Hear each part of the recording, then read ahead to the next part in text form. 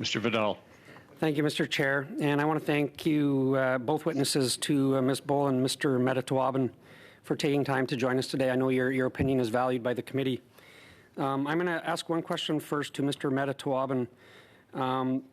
Your first recommendation, you talked about the opportunity to leverage financing for investment in infrastructure. You spoke specifically about housing, but also other infrastructure.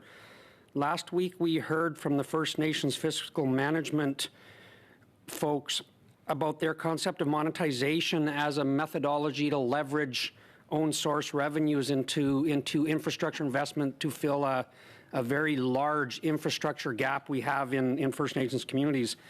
I'm really curious about just a little bit more of your concept of how you would utilize the leverage financing and how that would accelerate investment in infrastructure, and maybe more importantly, even to add to the end of that conversation, how it would remove barriers to Indigenous business successes in doing so.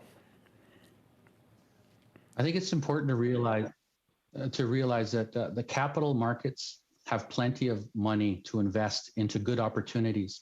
And the Indigenous community is an opportunity for them to invest into providing finance while earning an interest. Indigenous communities are looking for low-cost capital to undertake infrastructure, housing, and business projects. The witnesses you heard on Friday have some great ideas on how to leverage some government backstop to attract private sector capital. Indigenous Growth Fund that we recently launched did that with the Business Development Bank of Canada, FCC, and EDC, along with the Government of Canada.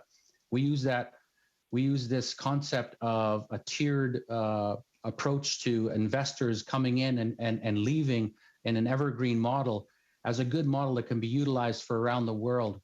We're just looking for different innovative financial mechanisms to attract public sector capital, because the government's unsustainable approach and inability to keep up with the growth of our community requires us to think differently outside the box and to co-develop different financial tools to ensure that we can do the work on the ground.